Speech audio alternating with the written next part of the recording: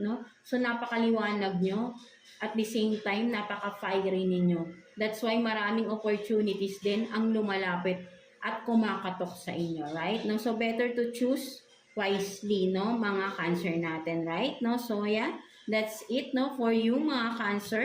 So, I hope na naka-resonate kayo sa reading ninyo today, mga Cancer natin, right? No? So, God bless you all and thank you for watching, Cancer.